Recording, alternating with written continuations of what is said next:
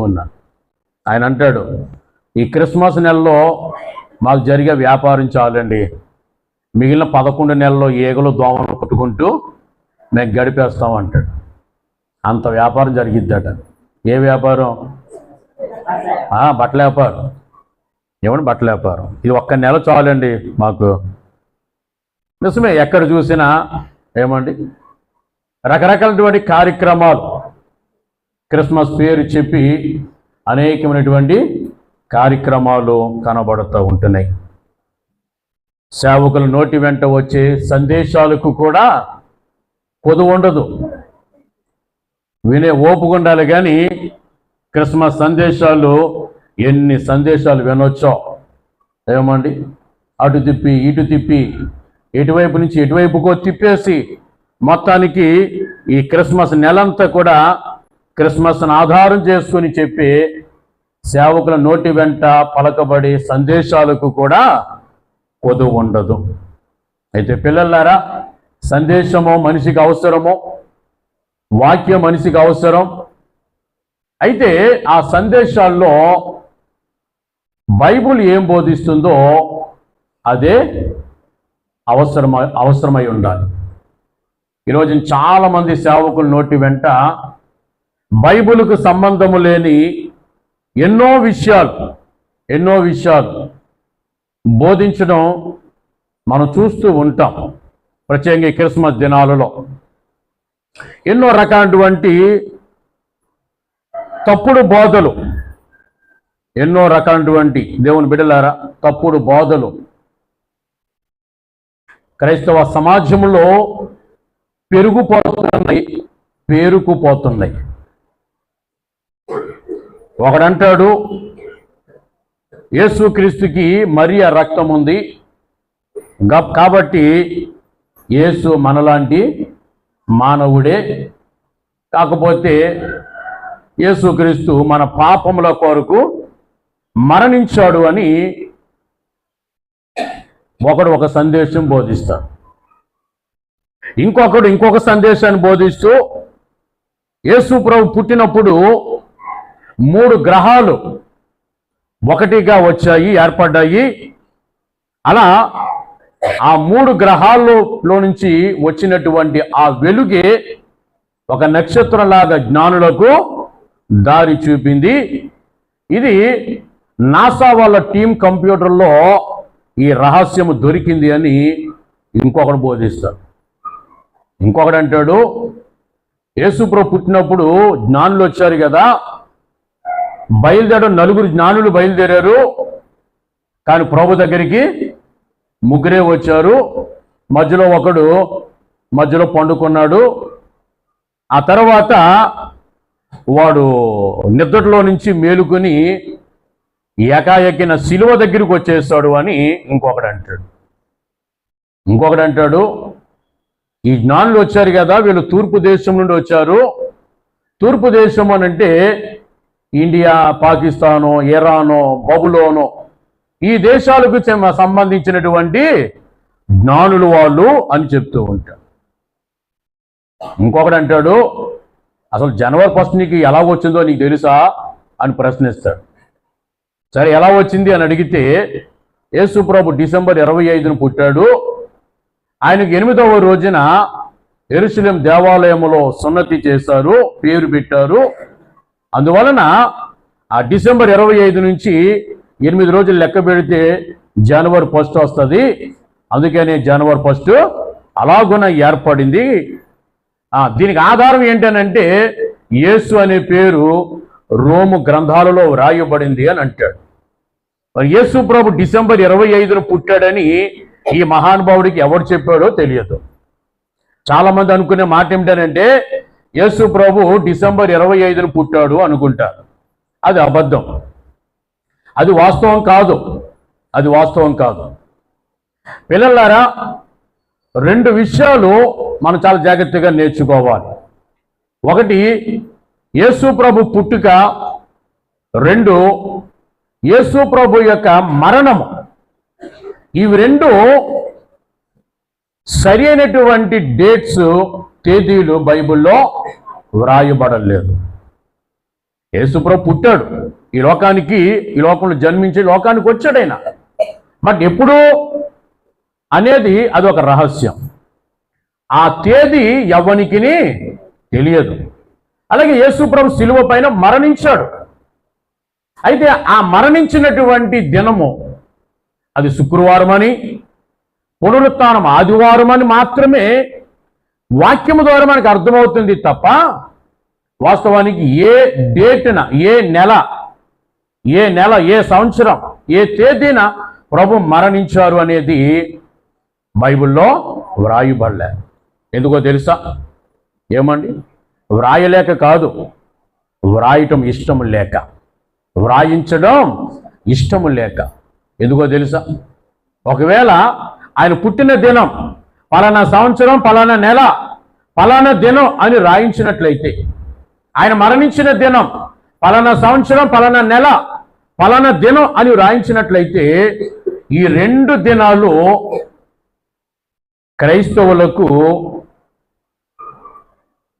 ఒక ఆచార సంబంధమైన దినములుగా మారిపోతాయి. దేవుడికి కావలసింది ఆచార సంబంధమైన భక్తి కాదు. ఏ భక్తి కావాలంటే హృదయ అంతరంగములో నుంచి ప్రభువును ఆరాధించగలిగిన భక్తి కావాలి. కనుక యేసు ప్రభువుని నమ్ముకుని యేసు ప్రభువుని ఆరాధించే వ్యక్తికి, ఇంకో మాటలో చెప్పాలంటే మారు మనసు పొందిన వ్యక్తికి, ఎవరికట? మారు మనసు పొందిన వ్యక్తికి సంవత్సరములో 365 దినములు క్రిస్మస్లే. డిసెంబర్ 25 మాత్రమే క్రిస్మస్ కాదు. 365 దినములు యేసు ప్రభు మరణ దినములే. కేవలము ఆ గుడ్ ఫ్రైడే ఒకటే. ప్రతి శుక్రవారం గుడ్ ఫ్రైడేనే, ప్రతిరోజు మనకు ఆ శుభదినమే. ఇప్పుడు మారు మనసు పొందిన జీవితాల్లో మాత్రమే, మారు మనసు పొందలేని వాళ్ళకి మాత్రమే డిసెంబర్ 25 క్రిస్మస్ పండుగ. ఏమండి? యేసుప్రభు మరణించిన దినం గుడ్ ఫ్రైడే, ఆయన తిరిగి లేచిన దినం ఈస్టర్. చాలా మంది క్రైస్తవ సమాజంలో మారు మనసు లేని చాలా మంది ప్రజలు సంవత్సరం అంతా దేవుని మందిరానికి రారండి. కానీ ఆ 3 దినాలు, దానితో 4వ దినం జనవరి 1, డిసెంబర్ 31 రాత్రి, ఈ 5 దినాలు మాత్రము ఏమండి ఖచ్చితంగా దేవుని మందిరానికి వచ్చేస్తాడు. అది కూడా ఎలాగొస్తాడు? ఏమండి? మారు మనసు లేని వ్యక్తి కదా. మారు మనసు లేని వ్యక్తి ఎలా వస్తాడంటే ఒక లోక సంబంధమైన వ్యక్తిగానే వస్తాడు. లోక సంబంధమైన వ్యక్తిగా వాడు తాగొచ్చు, వాడు పీకల దాకా తినొచ్చు, వాడు ఎన్నెన్న వ్యాసాలు వేసే స్థితిలో ఉండొచ్చు. మారు మనసు లేని వ్యక్తి గనక అతని యొక్క జీవితంలో పిల్లలారా, అతనికి కేవలం ఆ ప్రత్యేకమైన దినములే ఒక పండుగ దినములుగా ఎంచుతారు. క్రైస్తవ జీవితంలో పిల్లలారా వినండి, క్రైస్తవ జీవితంలో డిసెంబర్ 25 పండుగ దినము అని అనుకోవద్దు. యేసుప్రభు లోకంలో జన్మించారు, అది వాస్తవం. యేసుప్రభు జన్మించినటువంటి సందర్భముగా ఈ లోకములో, ఈ ప్రపంచం అంతటికి ఒక రోజు సెలవు దినం కావాలి. అందుచేత అధికారంలో ఉన్న వ్యక్తులు డిసెంబర్ 25 క్రిస్మస్ అని దానికి ఒక స్టాంప్ వేసి విడిచిపెట్టారు. అందువలన డిసెంబర్ 25 అంటే అది క్రిస్మస్ పండుగ, క్రీస్తు పుట్టిన రోజు అని ఒక సిస్టమ్, ఒక విధానం సమాజానికి అలవర్చబడిపోయింది. అందుకే దేవుని పిల్లలారా, డిసెంబర్ 25 వచ్చింది అనుకోండి, ఏమంటారు? క్రిస్మస్ పండుగ వచ్చింది అంట. ప్రభుని ఎరగని వాళ్ళు కూడా ఈ నెల వచ్చింది అనుకో డిసెంబర్, ఏమంటారు? మీ పండగ వచ్చేస్తుంది అంటారు. మీ పండగ వచ్చేది ఇప్పుడు మన పండగ డిసెంబర్ 25 అని లెక్క కదా. ఒక లెక్క కోసం పెట్టిన దినమే తప్ప వాస్తవమైన దినం మాత్రం కాదండి. అది వాస్తవమైన దినం ఏంటి చెప్పనా? వాస్తవమైన దినం నువ్వు మారు మనసు పొందితే ప్రతిరోజు నీకు క్రిస్మస్ పండుగ. గట్టిగా దేమేమి చెప్పండి. అది వాస్తవమైన దినం. నువ్వు మారు మనసు పొందలేనప్పుడు ఎన్ని సంవత్సరాలు, ఎన్ని డిసెంబర్ 25 నీ జీవితంలోనికి వచ్చినా ఏ విధమైన ప్రయోజనమో ఉండదు. దేవునికి కావలసింది పండగ ఆచరించే వ్యక్తులు కాదు. దేవునికి కావలసింది మారు మనసు పొందిన వ్యక్తులు కావాలి. ప్రభు అదే మాట చెప్పారు, లోకంలో పరలోక రాజ్యం సమీపించి ఉన్నది, మారు మనసు పొందుడి అన్నాడు. అంతే కదా, మారు మనసు పొందండి అని చెప్పాడు ఆయన. అంతటా అందరూ మారు మనసు పొందాలి. ఇది ప్రభు ఇచ్చిన ఆజ్ఞది.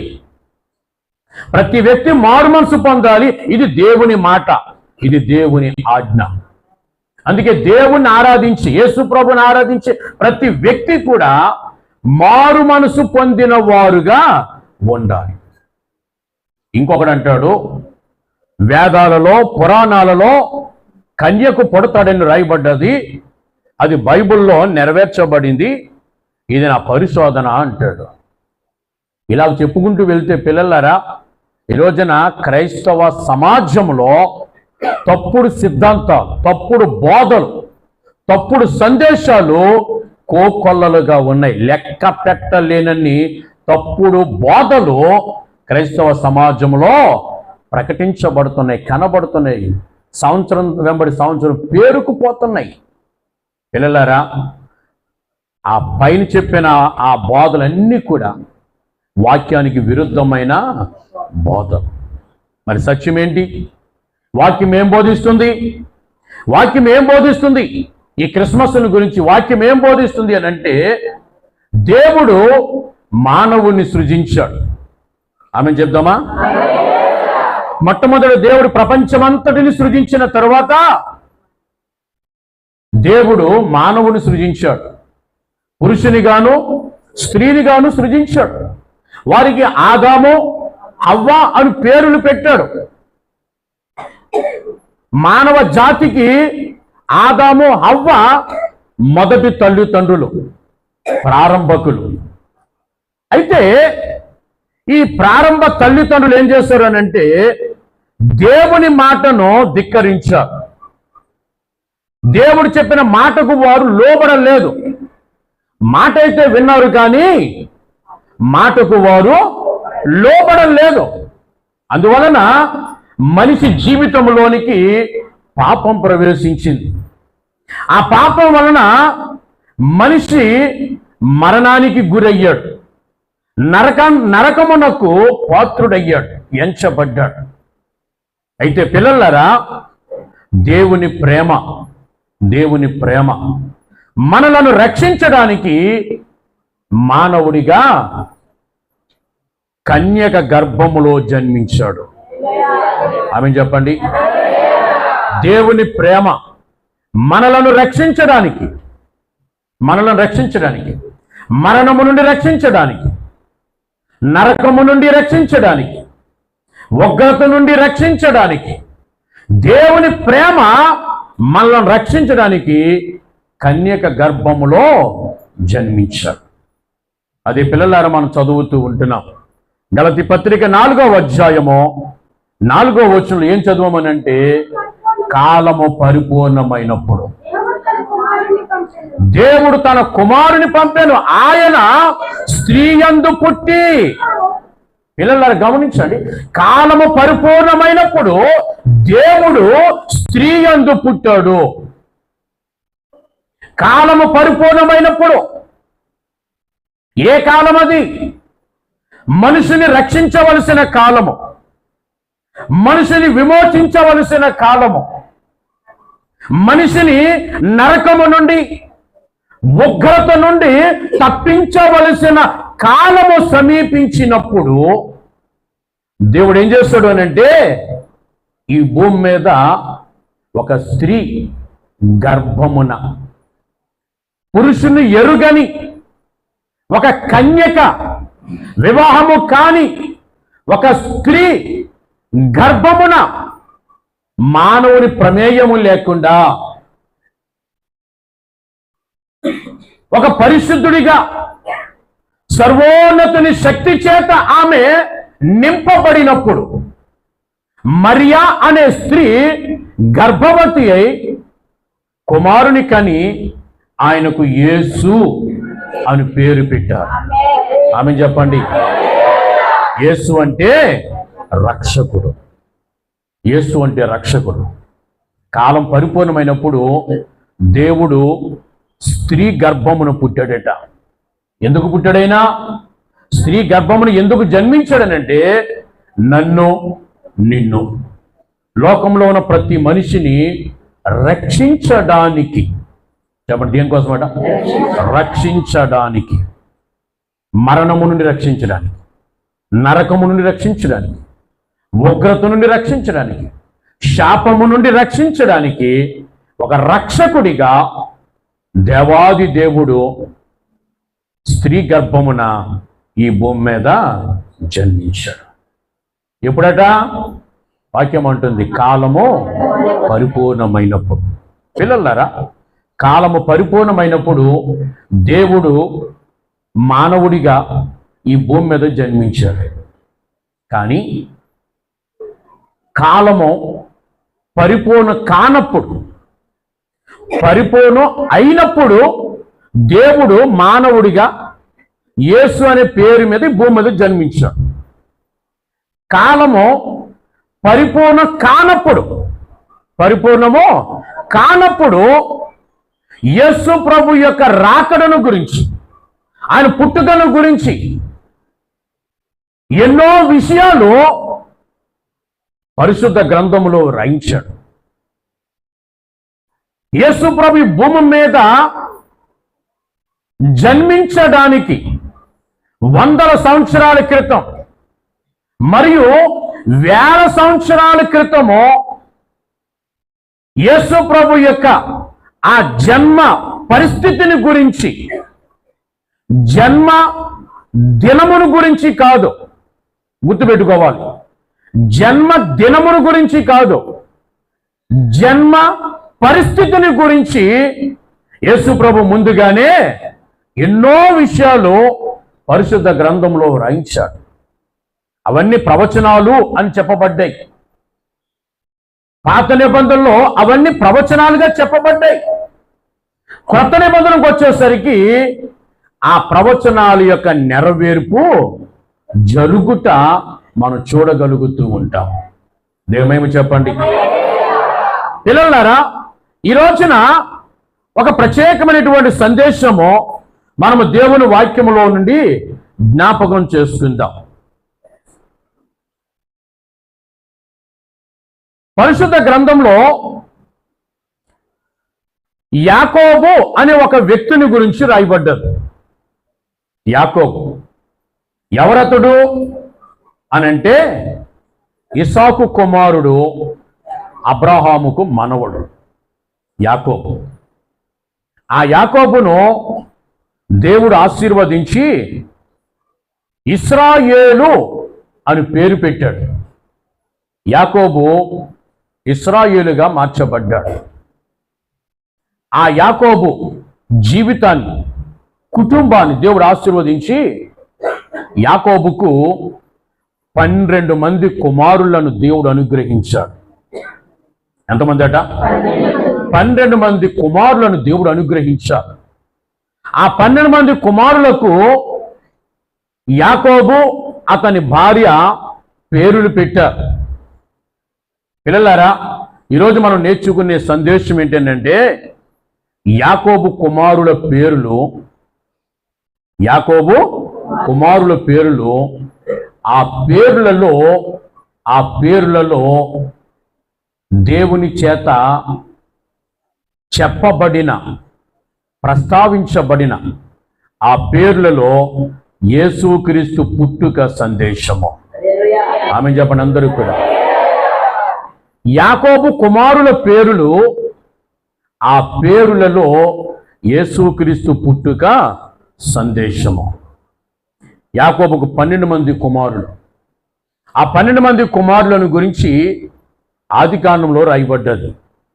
ఆదికాండము 29వ అధ్యాయములోను 30వ అధ్యాయములోను 35వ అధ్యాయములో కూడా ఆ పేరులు వ్రాయబడ్డాయి. పిల్లలారా, మనం జ్ఞాపకం చేసుకుందాం. ఈరోజున వాక్యం మనకు చెప్తూ ఉంది, యాకోబుకు 12 మంది కుమారులు. ఆ 12 మంది కుమారులకు తల్లిదండ్రులు పేర్లు పెట్టారు. ఆశ్చర్యపరిచే విషయం ఏంటంటే, యాకోబు 12 మంది కుమారుల పేరులు, ఆ పేర్ల యొక్క అర్థములను, ప్రతి పేరుకు ఒక అర్థం ఉంటుంది. ఆ 12 మంది కుమారుల యొక్క ఆ పేరులు అర్థములను వరుస క్రమములో పేర్చితే, వరుస క్రమములో పెట్టి చదివితే ఆ 12 మంది కుమారుల పేర్లు, ఆ పేర్లలో ఉన్నటువంటి అర్థముల ద్వారా ఒక అద్భుతమైనటువంటి సత్యమును మనము గ్రహించగలం. ఏమిటి అద్భుతమైన సత్యం అనంటే, ఆ అద్భుతమైన సత్యము యేసుక్రీస్తు పుట్టుక.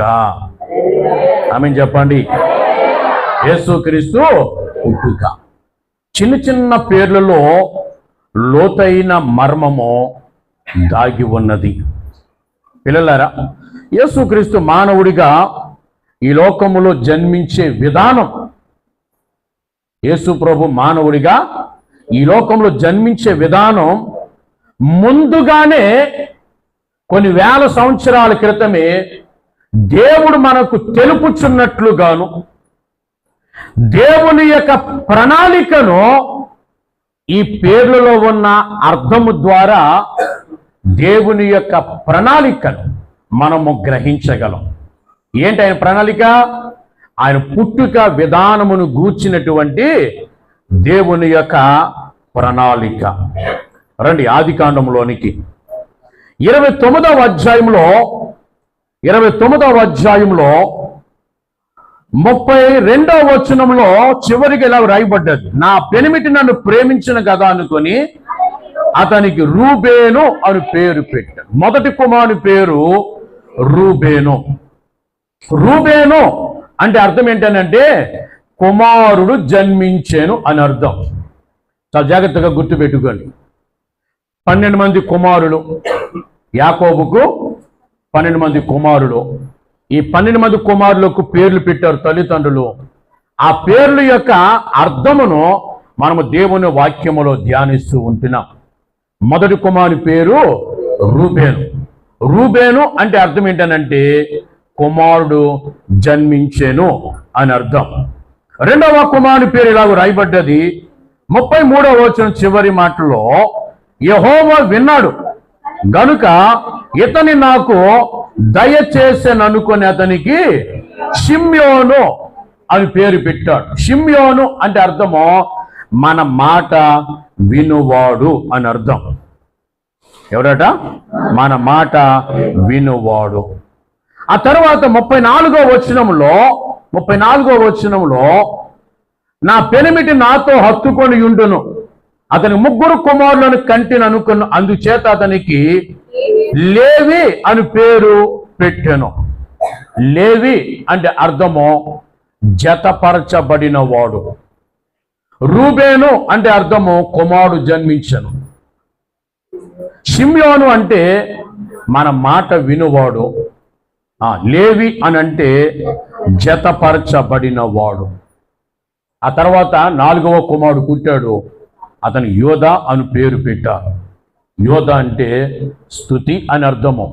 యోధా అని అంటే దేవునికి మహిమ అని అర్థము. దేవుని మహిమ చెప్పండి గట్టిగా. దేవునికే మహిమ. స్తుతి అంటే అర్థం ఏంటి? దేవునికే మహిమ అని అర్థం. ఆ తర్వాత దేవుని పిల్లలారా, 5వ కుమారుడు పుట్టాడు. 30వ అధ్యాయము 6వ వచనంలో రాయబడ్డది, ఆయన నా మొరను విని నాకు కుమారుని దయచేస్తాను అనుకొని అతనికి దాను అను పేరు పెట్టాను. దాను అంటే అర్థం ఏంటంటే తీర్పు తీర్చువాడు అని అర్థం. దాను అంటే 6వ వచనం ఆ మాట రాయబడ్డది, దేవుడు నాకు తీర్పు తీర్చెను అని రాయబడ్డది. దాను అంటే తీర్పు తీర్చువాడు అని అర్థం. ఆ తర్వాత 6వ కుమారుడు పుట్టాడు. 8వ వచనంలో రాయబడ్డది, దేవుని కృప విషయమై నా అక్కతో పోరాడి గెలిచి తిని అనుకొని అతనికి నప్తాలి అని పేరు పెట్టాను. నప్తాలి 6వ కుమారుడు. నప్తాలి అంటే అర్థము నా కష్టములు తొలగిపోయాను అని అర్థము. నా కష్టములు తొలగిపోయాను అని అర్థము. ఆ తర్వాత దేవుని బిడ్డలారా 7వ కుమారుడు పుట్టాడు. 7వ కుమారుడు పుట్టాడు. 11వ వచనంలో, ఇది అదృష్టమే కదా అనుకొని అతనికి గాదు అని పేరు పెట్టాను. 7వ కుమారుడు పేరు గాదు. గాదు అంటే అర్థము మంచి అదృష్టము అని అర్థం. ఆ తర్వాత 13వ వచనంలో 8వ కుమారుని గురించి రాయబడ్డది, స్త్రీలు నన్ను భాగ్యవతి అందురు అని అతనికి ఆషేరు అని పేరు పెట్టాను. ఆషేరు అంటే అర్థము సంతోషము అని అర్థం. ఆషేరు అంటే అర్థం ఏంటట? సంతోషము అని అర్థము. ఆ తర్వాత దేవుని బిడ్డలారా 18వ వచనంలో దేవుడు నాకు ప్రతిఫలము దయచేసని అనుకొని అతనికి ఇస్సాకారు అని పేరు పెట్టాను. ఇస్సాకారు 9వ కుమారుని పేరు ఇస్సాకారు. ఇస్సాకారు అంటే అర్థము ప్రతిఫలము. ఏంటట? ప్రతిఫలము. ఏమండి? 10వ కుమారుడు 20వ వచనంలో రాయబడి ఉంది, అతడు ఇంకను నాతో కాపురము చేయును అనుకొని అతనికి జెబూలూను అని పేరు పెట్టాను. ఆ 20వ వచనంలో ప్రారంభంలో రాయబడ్డది, దేవుడు మంచి బహుమతి నాకు దయచేసాను అనుకుని ఏం పేరు పెట్టారట? జెబూలూను. జెబూలూను అంటే అర్థం ఏంటనంటే గొప్ప ధనము అని అర్థం. గొప్ప ధనం. ఒకసారి మరలా మనం ఆ పేర్లు 10 పేర్లు చెప్పాను. ఆ 10 పేర్లు అర్థాలు మరొకసారి మనం నెమరు వేసుకుందాం. రూబేను అంటే కుమారుడు జన్మించాను. షిమ్యోను 2వ కుమారుడు, మన మాట వినువాడు. 3వ కుమారుడు లేవి అంటే జతపరచబడిన వాడు. 4వ కుమారుడు యోధ అంటే దేవునికే మహిమ. 5వ కుమారుడు పేరు దాను అనగా తీర్పు తీర్చువాడు. 6వ కుమారుడు నప్తాలి అనగా నా కష్టములు తొలగిపోయెను. 7వ కుమారుని పేరు గాదు అంటే అర్థము మంచి అదృష్టము. 8వ కుమారుని పేరు ఆషేరు అంటే అర్థము సంతోషము. 9వ కుమారుని పేరు ఇస్సాకారు అంటే అర్థము ప్రతిఫలము. 10వ కుమారుని పేరు జెబూలూను అంటే అర్థము గొప్ప ధనము. ఇంకెంతమంది ఉన్నారు? ఇంకిద్దరు ఉన్నారు. 11వ వ్యక్తి 24వ వచనం, యెహోవా మరి యొక్క కుమారుడు నాకు దయచేయును గాక అనుకొని అతనికి యోసేపు అని పేరు పెట్టాను. 11వ కుమారుడు యోసేపు అంటే అర్థం ఏంటనంటే దయచేయువాడు అని అర్థం. నా కుటుంబానికి దయచేయువాడు అని అర్థం. ఇక మిగిలింది 12వ కుమారుడు 35వ అధ్యాయం 18వ వచనం. 35వ వచనం, ప్రాణము పోవచ్చుండగా ఆమె అతని బెనోని అనెను. అతని తండ్రి అతనికి బెన్యామీను అని పేరు పెట్టాను. బెన్యామీను అనగా కుడి చేతి పుత్రుడు అని అర్థం. బెన్యామీను అనగా కుడి చేతి పుత్రుడు అని అర్థం. పిల్లలారా, యాకోబుకు 12 మంది కుమారులు, 12 మంది కుమారులకు తల్లిదండ్రులు పేర్లు పెట్టారు. ఆ పేర్ల యొక్క అర్థములను మనము నేర్చుకున్నాం. ఒకసారి పేర్లు పక్కన పెట్టి ఏమండి ఇప్పుడు ఆ పేర్లకు ఉన్నటువంటి అర్థాలు పైనుంచి కింద వరకు చదువుకుంటూ వెళ్దాం. పేర్లు పక్కన పెడదాం. రూబేను, లేకపోతే షిమ్యోను, లేవి, ఈ పేర్లు పక్కన పెడదాం. పేర్లుకున్నటువంటి అర్థాలను మనము ఒకసారి నెమరు వేసుకుందాం. రైట్, మొదలు పెడితే కుమారుడు జన్మించెను, మన మాట వినువాడు, జతపరచబడిన వాడు, దేవునికే మహిమ, తీర్పు తీర్చువాడు, నా కష్టములు తొలగిపోయెను, మంచి అదృష్టము, సంతోషము, ప్రతిఫలము, గొప్ప ధనము దయచేయువాడు, కుడి చేతి పుత్రుడు. కుడి చేతి పుత్రుడు. పిల్లలారా, దేవుని యొక్క వాక్యం మనకి ఏం జ్ఞాపకం చేస్తుంది అని అంటే, మనం చదువుకున్నటువంటి వాక్యంలో ఆనాడు దేవుడు యాకోబుకు ఇశ్రాయేలు అని పేరు పెట్టాడండి. ఇశ్రాయేలు అని ఆ పేరునే దేవుడు తన జనాంగానికి స్థిరపరిచాడు. అందుకని ఈరోజు ప్రపంచ దేశంలో అబ్రహాము సంతానములో నుంచి పుట్టుకొచ్చిన ఇస్సాకు సంతానం నుంచి పుట్టుకొచ్చిన యాకోబు సంతానం నుంచి పుట్టుకొచ్చిన ఆ 12 మంది కుమారులు, ఆ 12 గోత్రాలు ఏమండి, ఆ గోత్రాలు, ఆ పుట్టుకొచ్చిన ఆ జనాంగం అంతటిని ఇశ్రాయేలు జనాంగము అని పిలవడం జరిగింది. దేవుడు యాకోబుని ఏర్పరచుకుని ఇశ్రాయేలు అని పేరు పెట్టి, ఇశ్రాయేలు అని ఆ పేరునే దేవుడు తన జనాంగానికి స్థిరపరిచి, యాకోబు సంతానము నుండి 12 మంది కుమారులను దేవుడు అనుగ్రహించి, ఆ 12 కుమారులను 12 గోత్రములుగా దేవుడు ఏర్పరిచి, ఆ 12 గోత్రాలలో ఒక గోత్రమైనటువంటి యూదా గోత్రము నుండి, 12 గోత్రాలలో ఒక గోత్రమైనటువంటి యూదా గోత్రము నుండి యేసుక్రీస్తుగా దేవుడు మన కొరకు జన్మించాడు.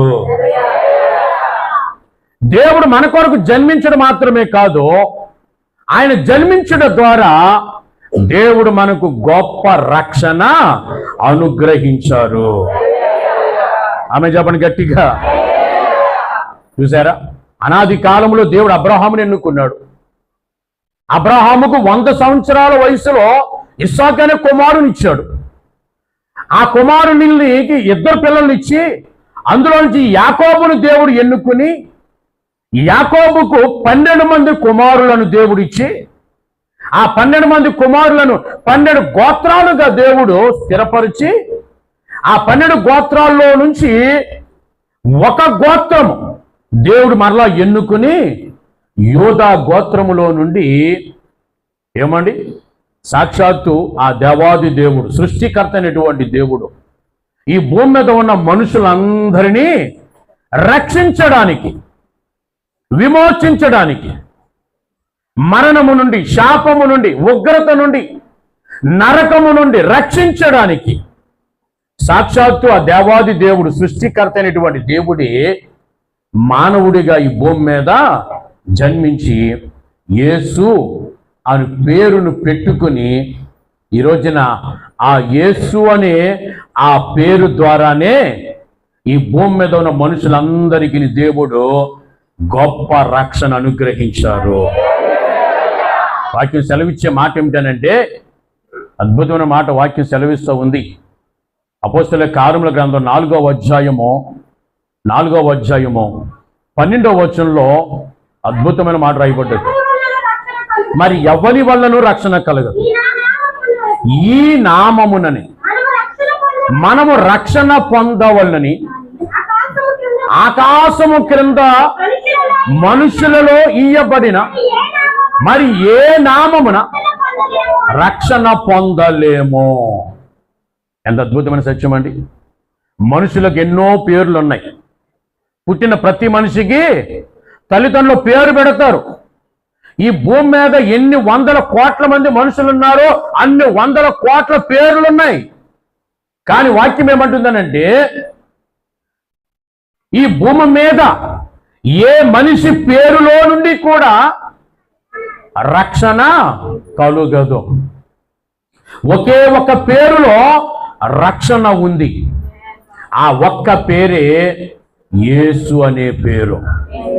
యేసు నామములోనే రక్షణ, యేసు నామములోనే పాపక్షమాపణ, యేసు నామములోనే విడుదల, యేసు నామములోనే ఆశీర్వాదం, యేసు నామములోనే స్వస్థత, యేసు నామములోనే క్షేమము, యేసు నామములోనే మనిషికి మోక్షము సిద్ధపరచబడి ఉంది. పిల్లలారా, ఈరోజు దేవుని వాక్యం చెప్తున్నటువంటి మాట. అందుకని దేవుడు అనాది కాలంలోని యాకోబుకు 12 మంది కుమారులను దేవుడు అనుగ్రహించి, ఆ 12 మంది కుమారుల ఆ పేర్లలో ఉన్న అర్థములను యేసు ప్రభు యొక్క పుట్టుకకు ముంగుర్తుగా, ఒక సూచనగా, ఒక జ్ఞాపకార్థముగా, ఒక గుర్తుగా దేవుడు మన కొరకు పరిశుద్ధ గ్రంథములో వ్రాయించాడు. పిల్లలారా, వాక్యం ఏం చెప్తుంది అంటే, మనకు కుమారుడు జన్మించెను, మనకు కుమారుడు జన్మించాడు. యెషయా గ్రంథం 9వ అధ్యాయం 6వ వచనం రాయబడిన మాట ఏమిటంటే, యాలయనగా మనకు శిశువు పుట్టెను, మనకు కుమారుడు అనుగ్రహించబడెను. రూబేను అంటే అర్థం ఏంటట? కుమారుడు జన్మించాను. రూబేను పుట్టడానికి, యెషయా ద్వారా ప్రవచనము చెప్పడానికి మధ్య కొన్ని వేల సంవత్సరాల చరిత్ర వ్యవధి ఉంది. యెషయా ద్వారా దేవుడు చెప్పిన ప్రవచనం, మనకు శిశువు పుట్టాను, మనకు కుమారుడు అనుగ్రహించబడాను. అదే మాట కొన్ని వేల సంవత్సరాల ముందే యాకోబుకు ప్రథమముగా పుట్టిన కుమారుడైనటువంటి రూబేను పేరు ద్వారా దేవుడు మనకి నేర్పించిన సత్యం ఏంటంటే, మనకు కుమారుడు జన్మించెను. ఆ కుమారుడు ఎలాంటి వాడట?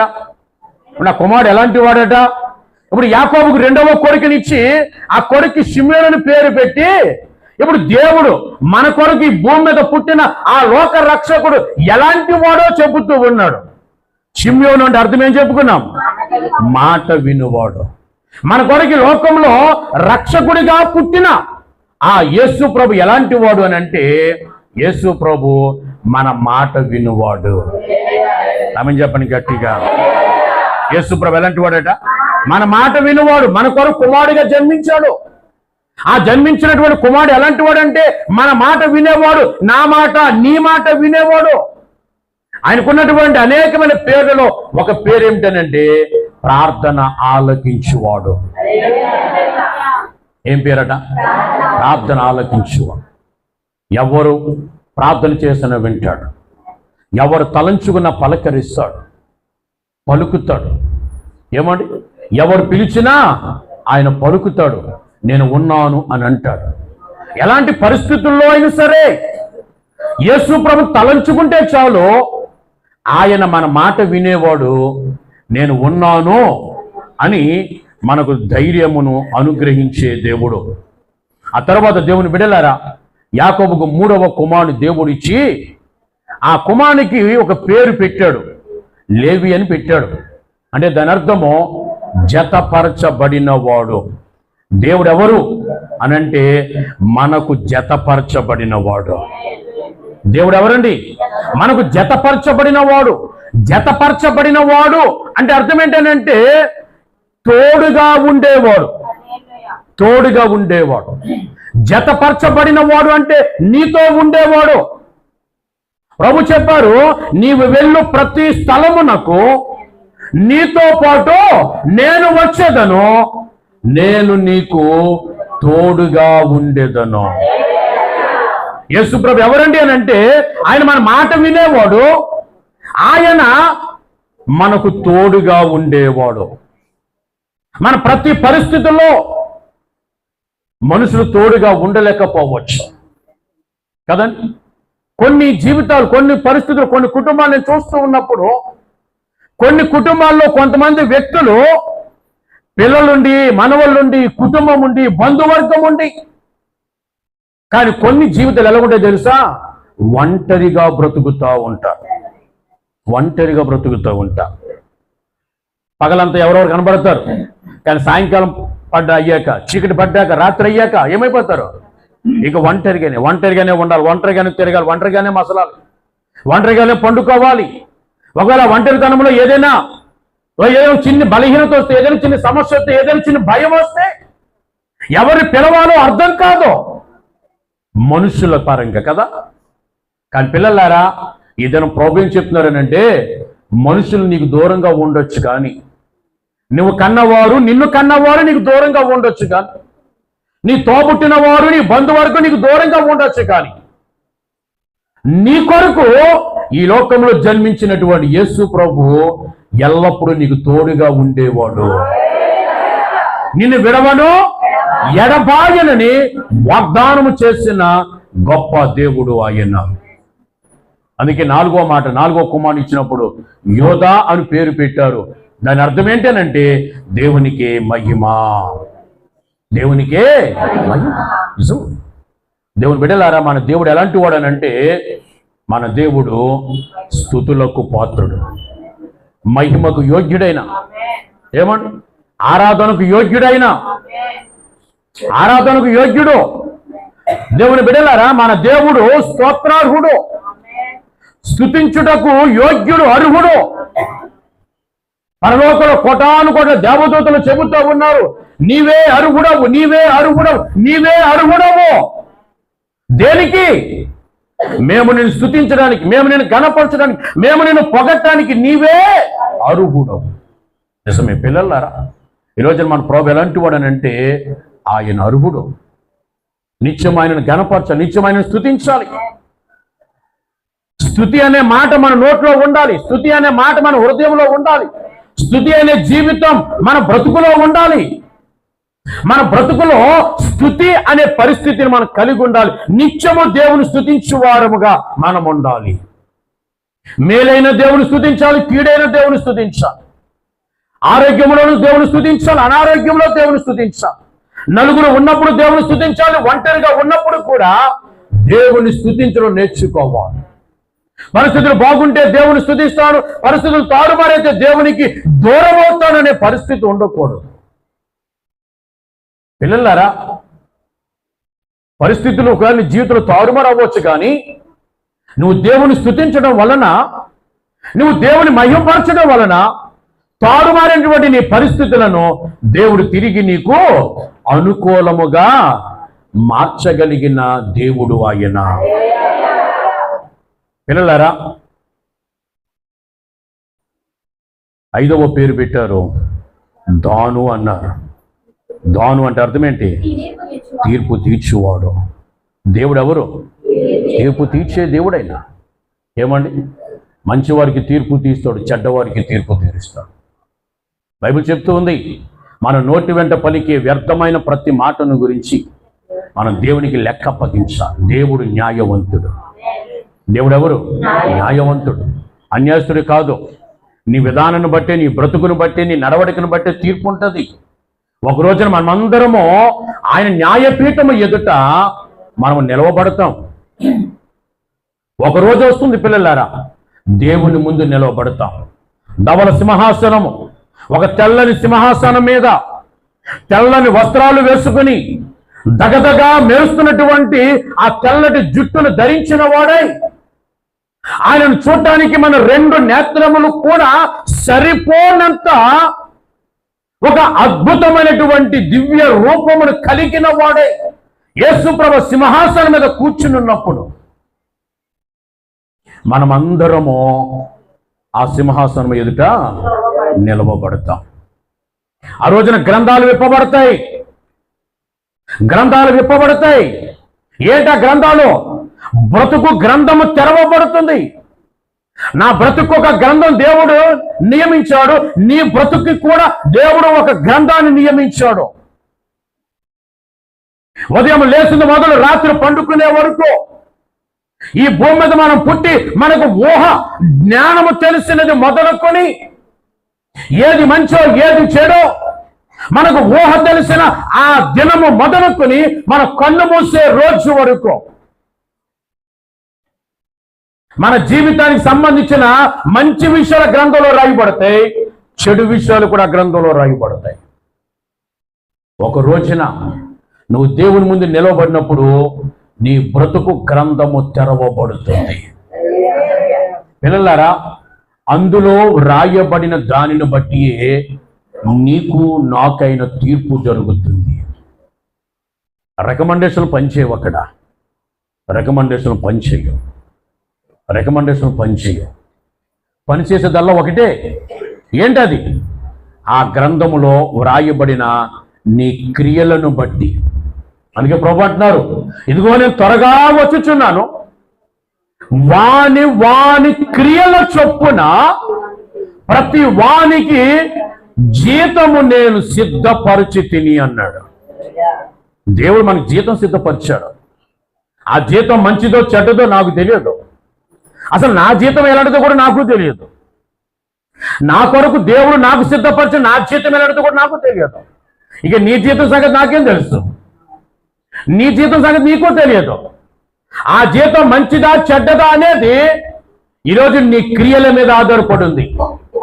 నువ్వు చేసే క్రియల మీద, నువ్వు నడిచే నడక మీద, నీ మాట విధానం మీద, నీ చూపుల మీద, నీ తలంపుల మీద, నీ హృదయం మీద, నీ మారు మనసు బ్రతుకు మీద. ఒక్క ముక్కలో చెప్పాలంటే, నీ జీతం మంచిదో చెడ్డదో తెలియాలంటే అది నీ బ్రతుకు మీద ఆధారపడి ఉంది. దేవుడు నమ్ముకున్న నీ బ్రతుకులో మారు మనసు బ్రతుకుంటే ఆ రోజు నువ్వు పొందుకోబోయే జీతమో మంచి జీతమే పొందుకుంటావు, శ్రేష్టమైన జీతమే పొందుకుంటావు. ఒకవేళ నీ బ్రతుకులో ప్రభు నమ్ముకుని ఎన్ని సంవత్సరాలు గడిచిపోయినా ఇంకా నీ బ్రతుకుల్లో మారు మనసు అనుభవం లేకపోతే, ఇంకా నువ్వు లోకానుసారంగా జీవించే స్థితిలోనే ఒకవేళ నీవు ఉండుంటే ఆ రోజున దేవుని నుండి మంచి జీతము ఆశించకూడదు. మీరు పొందలేం కదా. నీ క్రియలు చెడ్డమైనప్పుడు, క్రియలు చెడ్డమైనప్పుడు మంచి జీతం ఎలా పొందగలం? పొందలేం కదా. పల్లేరు చెట్టున ద్రాక్ష పండ్లు కాయో కొయ్యలేం కదా. నువ్వు ఏ చెట్టు విత్తుతావో ఆ పండునే కోస్తావు. ఏ బ్రతుకుతున్నావో దానికి సంబంధించిన జీతమే పొందుకుంటావు. దేవుడు ఎవరు? తీర్పు తీర్చేవాడు. రక్షకుడిగా వచ్చాడు, సెకండ్ టైం తీర్పరిగా వస్తాడు. పిల్లలారా, మన జీవితాన్ని సరి చేసుకోవాలి, మారు మనసు అనుభవంలోనికి రావాలి. దేవుడు మరొక అవకాశం మనకి ఇస్తున్నాడు ఈ దినం వాక్యం సందేశం ద్వారా. నీతో దేవుడు మాట్లాడుతూ, నాతో దేవుడు మాట్లాడుతున్నాడు. మనం సరి చేసుకోవలసిన అవసరత మన మీద ఉంది.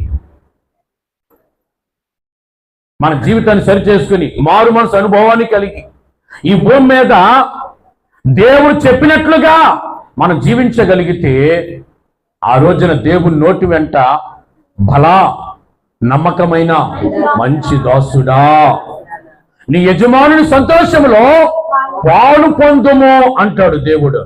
దేవుడు మహిమ చెప్పండి. పిల్లలారా, దేవుడు 6వ కుమారుని ఇచ్చాడు, నప్తాలి అని పేరు పెట్టాడు. నప్తాలి అంటే కష్టములు తొలగించేవాడు, మన కష్టములను తొలగించేవాడు. దేవుడు ఎవరట? మన కష్టాలు తొలగించేవాడు. పిల్లలారా వినండి, కష్టాలు తొలగించే శక్తి దేవుడికి మాత్రమే ఉందండి. కష్టాలు తొలగించే శక్తి యేసు ప్రభుకు మాత్రమే ఉంది. ఏమండి, మన బ్రతుకులో ఉన్న ప్రతి కష్టాన్ని, ప్రతి వేదన, ప్రతి దుఃఖము, ప్రతి కన్నీటిని, ప్రతి పరిస్థితిని మార్చగలిగిన శక్తి యేసు ప్రభుకు మాత్రమే ఉంది. ఆయన అంటాడు, నా బాహువు తక్కువైనదా అంటాడు. దేవుడు సర్వ శక్తి కలిగిన వాడు. ఏ దేవుడైనా సర్వశక్తి కలిగిన దేవుడైనా దేవునికి సమస్తమును సాధ్యమే. అసాధ్యం అన్నది ఏది కూడా దేవుని దగ్గర లేదు. దేవుని దగ్గర ఉన్న పరిస్థితి ఏంటంటే ప్రతిదీ సాధ్యమే. దేవుని బిడ్డలారా, జీవితంలో కష్టాలు ఉండొచ్చు, ఉంటాయి. ఈ భూమి మీద బ్రతుకున్నంతకాలం కష్టాలు ఉంటాయి. భూమి మీద బ్రతుకున్నంతకాలం కష్టాలు ఉంటాయి. ప్రతి మనిషి జీవితంలోనూ కష్టాలు ఉంటాయి. నీ జీవితాన్ని బట్టి, నీ కుటుంబ పరిస్థితిని బట్టి కష్టాలు ఆధారపడి ఉంటాయి. కష్టం అనేది ప్రతి వ్యక్తి జీవితంలో కామన్, ప్రతి కుటుంబానికి కామన్ కష్టం అనేది. అయితే ఈ రోజున దేవుడు మనకు నేర్పించే ఒక గొప్ప అదృష్టమైనటువంటి మాట ఏమిటనంటే, దేవుడు మన కష్టములను చెప్పండి తొలగించు దేవుడై ఉన్నాడు. దేవుని బిడ్డలారా, ఆ తర్వాత పుట్టిన కుమారునికి గాదు అని పెట్టారు. గాదు అంటే అదృష్టం. మనకు గొప్ప అదృష్టాన్ని, ఆ తర్వాత గొప్ప సంతోషాన్ని, ఆ తర్వాత ప్రతిఫలమును అందిస్తూ, దేవుని బిడ్డలారా, దేవుడు మనకేమిస్తాడట? గొప్ప అదృష్టాన్ని ఇస్తాడట. కష్టములు తొలగిపోవటమే మన జీవితంలో దేవుడు మనకిచ్చే అదృష్టం. తర్వాత దేవుడు ఏమిస్తాడు? సంతోషం ఇస్తాడు. కష్టం తొలగిపోతే ఇక మిగిలేది సంతోషమే. కష్టం ఉన్న చోట సంతోషం కనబడదు. మీకు అర్థమడికి ఇలా చెప్తాను. ఒక వ్యక్తి కన్ను మసగ్గా ఉందనుకో, ఎదురుగా ఉన్న వ్యక్తి తేటగా కనపడడు కదా. ఇప్పుడు ఏం చేయాలి? ఎదురుగా ఉన్న వ్యక్తి తేటగా కనపడాలంటే కంటి మీద కలజోడు రావాలి. నాకు వచ్చింది, స్తోత్రం. మీకు మీ ముఖాలని తేటగా కనబడుతున్నాయి. మీలో కూడా నాకంటే ముందు కొంతమంది సీనియర్లు ఉన్నారులే. పర్వాలేదు, మనం బ్యాచ్ అయ్యాం కదా. మన బ్యాచ్లకు త్వరలోనే ఇక్కడ చాలా మంది వాళ్ళు రాబోతూ ఉన్నారు. ఆమె చెప్పండి. ప్రతి ఒక్కరికి సహజం, ఏమండి, అందులో డౌట్ ఏమీ లేదు. ఇంకా ఇక్కడ చదువుతున్న పిల్లలు కూడా ఉన్నాయి. 2 కళ్ళు 4 కళ్ళు అవుతాయి. 4 కళ్ళు 6 కళ్ళు అవుతాయి. 6 కళ్ళు ఏంటి? ఆపరేషన్ చేసి కంట్లో ఒక అర్థం వేస్తారు. దేవుడిచ్చిన కొన్ని ఒకటి, డాక్టర్ పెట్టిన కొన్ని ఒకటి అర్థం గలచోడు. ఆ తర్వాత ఆపరేషన్ చేసి లోపల ఒక అర్థం వేస్తారు. అది చూసారా?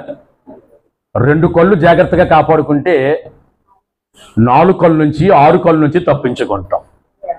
ఆమె చెప్పండి సరే. రైట్, కనుక జాగ్రత్తగా కాపాడుకుందాం. దేవుని బిడ్డలారా, కష్టమంతా పోయిందనుకో, మిగిలేదేంటి? సంతోషం.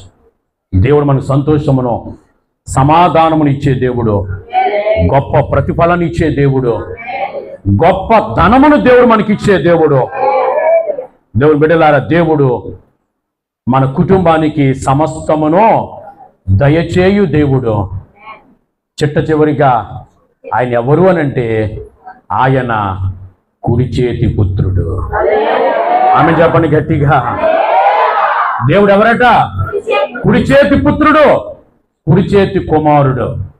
వాక్యం చదువుదాం చూడండి. యెషయా గ్రంథము 41వ అధ్యాయం.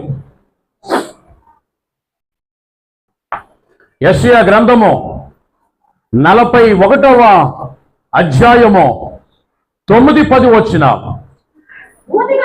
భూదిగంతముల నుండి నేను పట్టుకొని దాని కొనల నుండి పిలుచుకొనిన వాడా, నీవు నా దాసుడవని నేను నిన్ను ఉపేక్షింపక ఏర్పరచుకొంటినని నేను నీతో చెప్పి ఉన్నాను. నీకు తోడై ఉన్నాను. భయపడకుమో, నేను నీ దేవుడినై ఉన్నాను. దిగులు పడకుమో, నేను నిన్ను బలపడుతును. నీకు సహాయం చేయువాడు నేనే. చూడండి, నీతియను నా దక్షిణ హస్తముతో నిన్ను ఆదుకొందును. దేవుడట కుడి చేతి పుత్రుడు. ఎవరైనా కుడి చేతి పుత్రుడు. ఇప్పుడు దేవుడు ఏం చేస్తున్నాడో తెలుసా? ఆయన తన చేతితో ఇంకో మాట చదవండి, 13వ వచనం. నీ దేవుడనైన యెహోవానగు నేను భయపడకము, నేను నీకు సహాయము చేస్తుందని చెప్పుచు నీ కుడి చేతిని పట్టుకొని ఉన్నాను. మన దేవుడు ఎవరు? కుడి చేతి పుత్రుడు. మన దేవుడు ఎవరు? మన చేతిని పట్టుకున్నవాడు. ఆమె చెప్పడం గట్టిగా. ప్రభు అంటున్నారు, నేను నిన్ను పట్టుకొని ఉన్నాను. మనము దేవుని పట్టుకోవడం కాదండి. మనం దేవుని పట్టుకుంటే ఏదో ఒక రోజు ఆ చేయిని మనం విడిచిపెట్టేస్తాం, మనం జారిపోయే అవకాశం ఉంటుంది. ఏమండి, తల్లి బిడ్డ నడుస్తున్నప్పుడు ఆ తల్లి ఏం చేస్తుంది? తల్లి అయినా తండ్రి అయినా ఆ బిడ్డ చేతిని పట్టుకుంటారు కదండి. తల్లి అయినా తండ్రి ఏం చేస్తారు? ఆ బిడ్డ చేతిని పట్టుకుంటారు. అప్పుడు బిడ్డకు సహజంగా దిక్కులు చూసి అలవాటు ఉంటుంది. బిడ్డకి ఏదైనా చూస్తే చూపని దడ్వైపుకి వెళ్ళిపోతుంది. అది చూసేదైనా కొనేదైనా మనుషులైనా సరే. చూపంత అటువైపుకి వెళ్ళిపోయినప్పుడు ఆ బిడ్డ నడక ఆగిపోతుంది. కానీ ఆ తల్లి కానీ ఆ తండ్రి కానీ ఆ బిడ్డ చేయి పట్టుకున్నప్పుడు ఆ బిడ్డ ప్రయాణము ఆగిపోదు. నడక ఆగొచ్చు కానీ ప్రయాణం ఆగదు. ఎందుకు? ఆ బిడ్డ చేతన తల్లి కానీ తండ్రి కానీ పట్టుకున్నారు కనుక ఇప్పుడు ఏం చేస్తారంటే ఆ తల్లి కానీ తండ్రి కానీ ఆ బిడ్డను తనతో పాటు తీసుకుని వెళ్ళిపోతారు. అలా కాకుండా ఒకవేళ ఆ తల్లి చేతిని బిడ్డ పట్టుకున్నాడు అనుకోండి, దిక్కులు చూడగానే ఆటోమేటిక్గా చెయ్యి విడిచిపెట్టబడుతుంది. అప్పుడేమవుతుంది? ఆ తల్లి ప్రయాణం ముందుకు వెళ్తుంది, బిడ్డ ప్రయాణం ఆగిపోతుంది. ఆగిపోయిన బిడ్డ ప్రయాణం దారి తప్పుతుంది. ఇంకా తర్వాత వెతుక్కోవటం, బాధపడటం, ఏడవటం తల్లిదండ్రుల వంతు అవుతుంది. పిల్లలారా, ఈరోజు ప్రభు ఏం చేస్తున్నారంటే మనం తప్పిపోకూడదని, మనం ఆగిపోకూడదని, మనం పడిపోకూడదని, మనము లొంగిపోకూడదని, మన జీవిత ప్రయాణము ఆగిపోకూడదని, మన జీవిత ప్రయాణము గమ్యము వరకు చేరుకోవాలని, నేను ఉండు స్థలంలో మీరులో ఉండులాగునా అని ప్రభు మనకిచ్చిన వాగ్దానము మన జీవితంలో నెరవేర్చాలని ప్రభు ఏం చేస్తారంటే ఆయనే మన చేతిని పట్టుకున్నాడు. పిల్లల వాక్యం చెప్తుంది, దేవుడు నీ చేతిని పట్టుకున్నాడు కనుక అక్కడ కొన్ని వాగ్దానాలు రాయబడ్డాయి. నేను నిన్ను ఉపేక్షించను అన్నాడు, నేను నీకు తోడై ఉన్నాను అన్నాడు, నేను నిన్ను బలపరుతును అన్నాడు, నీకు సహాయము చేయువాడును అన్నాడు, నిన్ను ఆదుకొందును అన్నాడు. ఈ వాగ్దానములన్నీ కూడా మనకి జీవితాల్లో దేవుడు నెరవేర్చునుగాక. చూడండి పిల్లలారా, పరిశుద్ధ గ్రంథంలో 54వ అధ్యాయం, యెషయా గ్రంథం 54వ అధ్యాయంలో ఇంకొన్ని మాటలు మనం చదువుదాం. ఇంకొన్ని మాటలు నేను చదువుతాను, వినండి. 10వ వచనం, పర్వతములు తొలగిపోయినను మెట్టలు తత్తరిలినను నా కృప నిన్ను విడిచిపోదు అన్నాడు. ఏం తొలుగుతాయట? పర్వతాలు తొలుగుతాయి, మెట్టలు అంటే కొండలు గుట్టలు తత్తరిల్లుతాయి, పర్వతాలు తొలగిపోతాయి. దేవుని ఉగ్రత సమయం వచ్చినప్పుడట ప్రకటన గ్రంథంలో రాస్తాడు, పర్వతాలు పరుగులెత్తుచున్నవి అని రాస్తాడు. పర్వతాలు పరుగులెత్తుచున్నవట. ఒక మనిషి పర్వతం దగ్గరికి వెళ్ళి అంటాడట, ఓ పర్వతమా నువ్వు ఎందుకు పరిగెత్తుతున్నావు అని అడిగితే పర్వతం అందట, యెహోవా ఉగ్రత దినము వచ్చింది, దానికి తట్టుకునే శక్తి నా దగ్గర లేదు, ఎక్కడైనా నాకు ఆశ్రయము దొరుకుతుందేమోనని నేను పరిగెత్తుచున్నాను అంటుందట పర్వతము మనిషితో. పిల్లలారా, పర్వతాలు తొలగిపోవచ్చు, మెట్టలు తత్తరిల్లిపోవచ్చు, కానీ ప్రభు ఏమంటున్నా తెలుసా? దేవుని కృప నిన్ను విడిచిపోదు. నీ బలహీనతలో దేవుని కృప నీ పైన ఉంటుంది, నీ సమస్యలో, నీ కష్టంలో, నీ ప్రతి పరిస్థితిలో దేవుని కృప నీ పైన మెండుగా ఉంటుంది. కృప నుండి అధిక కృపలోనికి దేవుడిని నడిపిస్తున్నాడు. అధికమైన కృప దేవుడు మనందరి పట్ల చూపుతూ ఉన్నాడు. మన దేవుడు ఎవరనంటే కృప చూపుచున్న దేవుడు ఆయన. ఇంకా అంటాడు అక్కడ, సమాధాన విషయమైన నా నిబంధన తొలగిపోదు అంటాడు. నిబంధన అంటే వాగ్దానం, దేవుడిచ్చిన మాట. దేవుడిచ్చిన మాట. ప్రభు అంటారు, ఆకాశము భూమి గతించును గాని నా మాటలో సున్నా గాని పొల్లు అంటే ఒత్తులు అన్నమాట అండి. పొల్లు కానీ గతింపదు అంటాడు. దేవుడు మాట ఇచ్చాడా, మన జీవితంలో ఖచ్చితంగా 100% అది జరిగి తీరుతుంది. కొరింథీ పత్రికలో రాస్తాడు, వాగ్దానములు ఎన్నైతే ఉన్నవో ఈ పరిశుద్ధ గ్రంథములో దేవుని వాగ్దానములు ఎన్నైతే ఉన్నవో అవన్నీ మన కొరకు అవును అన్నట్టుగానే ఉన్నవట. ప్రతి వాగ్దానం నీ కొరకే, ప్రతి వాగ్దానము నీ కొరకే. ఇప్పుడు చేయవలసిన పని ఏంటి? దేవుడు నీ కొరకు ఇచ్చిన ఆ వాగ్దానమును నీవు పొందుకోవాలి, స్వతంత్రించుకోవాలి. ప్రభువు అంటున్నారు, నీ యందు జాలిపడు యెహోవా అని చెప్తున్నాడు. దేవుడు ఎవరోనంటే మన మీద జాలిపడేవాడు. దేవుడు జాలి కలిగిన వాడట, కరుణ కలిగిన వాడు, ప్రేమ కలిగిన వాడు. నీ పైన, నా పైన, మన పైన, మన కుటుంబాల పైన దేవుడు చెప్పండి జాలి చూపుచున్న దేవుడు. 11వ వచనం అంటాడు, ప్రయాసపడి గాలి వాన చేత కొట్టబడి ఆదరణ లేక ఉన్నదానా, ఆదరణ లేక ఉన్నదా? ప్రయాసపడుచున్న వ్యక్తివి.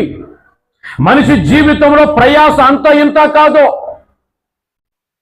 ఉదయం లేచింది మొదలు రాత్రి పండుకునే వరకు మనిషి జీవితం అంతా ప్రయాసతోనే నింపబడుతుంది.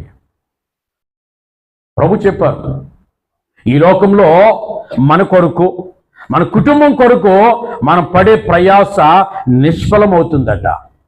కానీ ప్రభు చెప్పిన మాట ఏమిటంటే, ప్రభువు కొరకు మీరు పడిన ప్రయాస వ్యర్థము కాదు అంటాడు. దేవుని మహిమ చెప్పండి. అందుకని ప్రభు అంటున్నారు, ఏమి తిందుమా, ఏమి త్రాగుదామా, ఏమి ధరించుకుందామా అని మీరు విచారించొద్దు. మరి మీరు ఏం చేయాలి? మొదట ఆయన నీతిని, ఆయన రాజ్యమును వెతకండి, అప్పుడు మీకు కావలసినవన్నీ అనుగ్రహించబడును అన్నాడు. మొదట ఆయన నీతిని వెతుకు, ఆయన రాజ్యాన్ని వెతుకు, ఆయన పరిశుద్ధత వెతుకు. దేవుని బిడ్డలారా, అప్పుడు నీ ప్రయాసను దేవుడు ఫలభరితముగా చేస్తాడు. ప్రభు అంటున్నారు, ప్రయాసపడి. ఎలాంటి ప్రయాస, ఎలాంటి పరిస్థితి ఉన్నా ఈరోజు ప్రభు చెప్తున్న మాట చూడండి.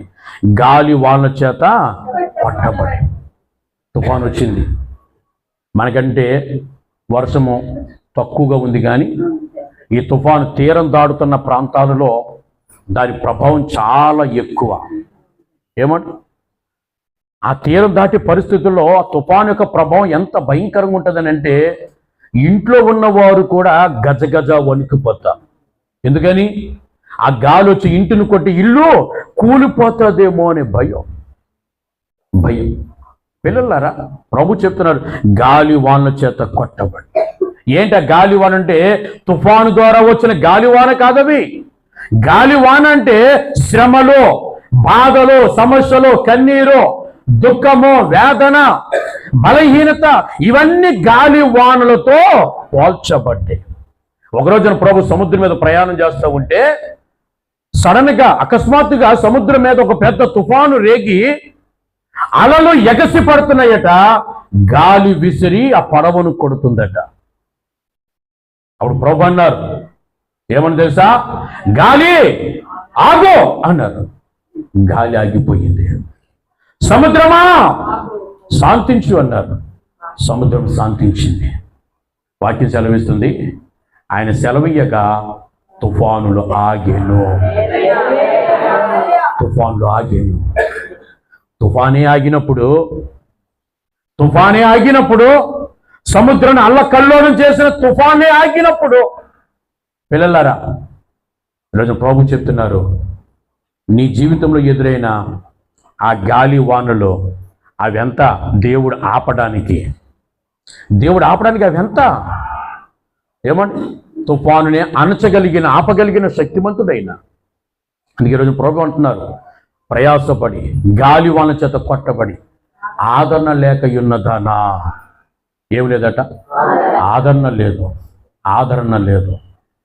ఎందుకు ఆదరణ లేదు? ఏదో దుఃఖం, ఏదో బాధ, ఏమంటే ఏదో వేదన, ఆదరణ లేదు. కానీ ఈరోజు ప్రభు ఏమంటున్నారు తెలుసా? నేను నీలాంజనములతో నీ కట్టడమును కట్టుదును అంటున్నాడు. దేవుడు కట్టువాడై ఉన్నాడు. ఆమె చెప్పండి గట్టిగా. మన దేవుడు ఎవరట? కట్టువాడు. ఆయన అంటున్నాడు, నేను కట్టుదును. నీ బ్రతుకును కడతాను, నీ పరిస్థితులు కడతాను, నీ కుటుంబానికి కడతాను.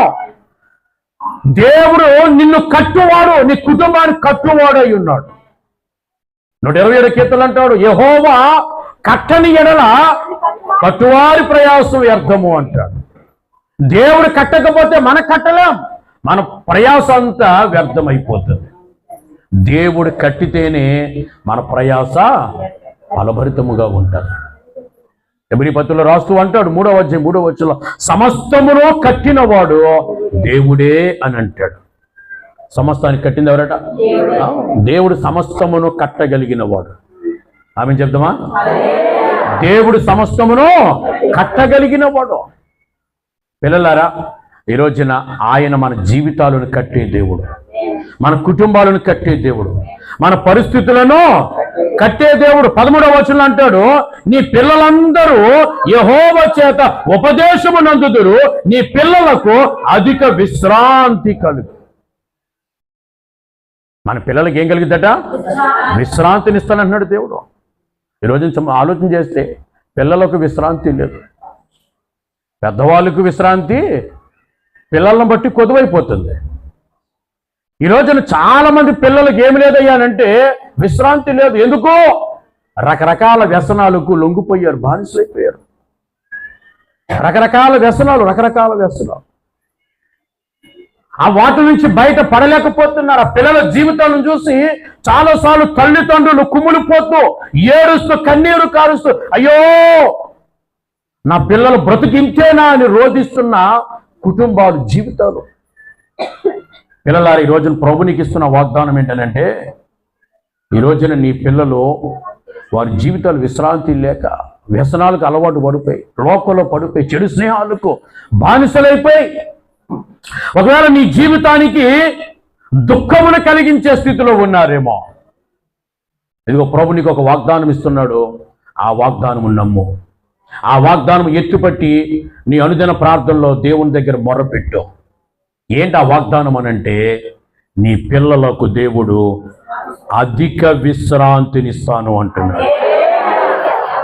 మామూలు విశ్రాంతి కాదట, అధిక విశ్రాంతి అంటే చాలా ఎక్కువ విశ్రాంతి. శ్రేష్టమైన జీవితాన్ని ప్రభు నీకు ఇస్తాను అంటున్నాడు. నీ పిల్లలందరూ నీ ఇంట్లో నీకు ఎంతమంది పిల్లలు ఉన్నారో, 1, 2, 3, 4, 5 ఎంతమంది పిల్లలు ఉండని, నీ పిల్లలందరూ ఒకరోజు వస్తుంది దేవుని మాటలు వినేవారిగా మారిపోతారు. యెహోవా ఉపదేశము వారు పొందుతారు. ఎలా ఉంటారు?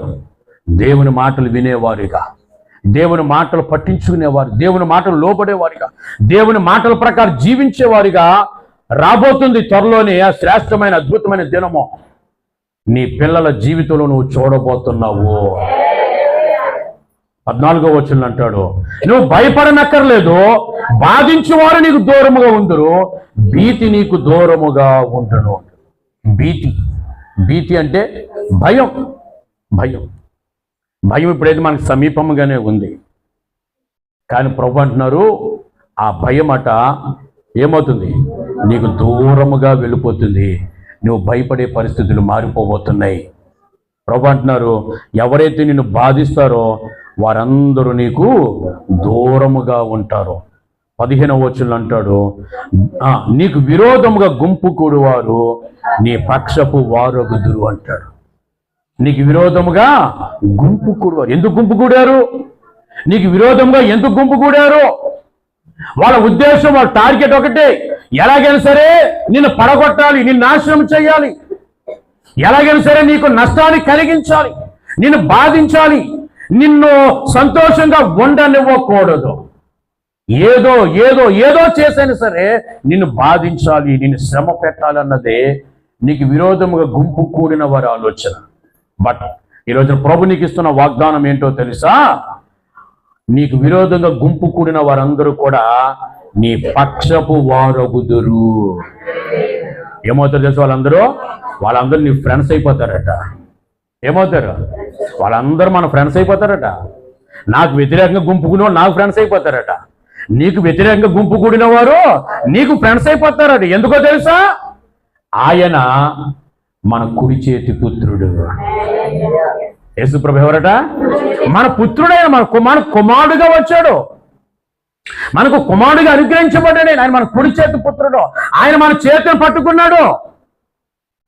ఆయనే మన చేతిని పట్టుకున్నాడు.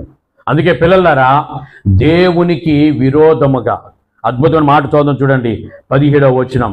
నీకు విరోధముగా రూపించబడిన ఏ ఆయుధమును వర్ధిల్లదు. ఏమంటది వాక్యము? నీకు విరోధముగా రూపించబడిన ఏ ఆయుధం వర్ధిల్లదు. ఎందుకో తెలుసా?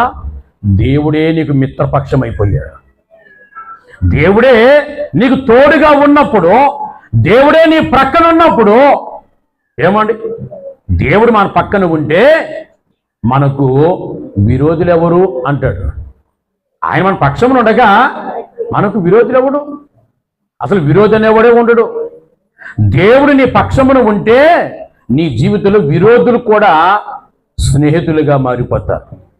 నీ క్షేమాన్ని కోరుకునేవారిగా మారిపోతారు. ఏమంటే నీ క్షేమాన్ని కోరుకునేవారిగా మారిపోతారు. దేవుడు నీ పక్షమున లేనంత కాలం, దేవుడు నీ పక్షమున లేనంత కాలం ఫ్రెండ్స్ కూడా శత్రువులైపోతారు. మంచి కూడా చెడుగా మారిపోతుంది. క్షేమం కోరుకున్న పరిస్థితి కీడును కోరే పరిస్థితిగా ఎంచబడుతుంది. అందుకే పిల్లలారా, వాక్యం చెప్తుంది, ఆయన మనకు కుమారుడు అనుగ్రహించబడ్డాడు. ఆయన మన కుమారుడుగా అనుగ్రహించబడ్డాడు. పిల్లలారా, ఆయన మన కుడి చేత పుత్రుడు. ఆయన మన మాట వినేవాడు. ఆయన చెప్పండి, మన పక్షమున ఉన్నవాడైనా కదండి, మన కష్టాలను తొలగించేవాడు, మన గొప్ప అదృష్టాన్ని ఇచ్చేవాడు, సంతోషాన్ని ఇచ్చేవాడు. దేవుని బిడ్డలారా, గొప్ప ధన నిధిని దేవుడు మనకి ఇచ్చేవాడు. ఆయన వాక్యం చెప్తున్న మాట, సమస్తమును మన కుటుంబానికి అనుగ్రహించేవాడు. చివరిగా ఆయన మన కుడి చేతి పుత్రుడు, మన చేతిని పట్టుకున్నవాడు ఆయన. ఆమె చెప్పండి గట్టిగా. అందరూ మోకరించండి, అందరూ మోకరించండి. స్తోత్రం, గ్లోరీ. అందరూ మోకరించుదాం. దేవుని సన్నిధిలో ఒక నిమిషం ప్రార్థించేద్దాం. దేవుని సన్నిధిలో ఒక్క నిమిషం ప్రార్థించేద్దాం. అందరూ కూడా మోకరించండి, అందరూ మోకరించండి.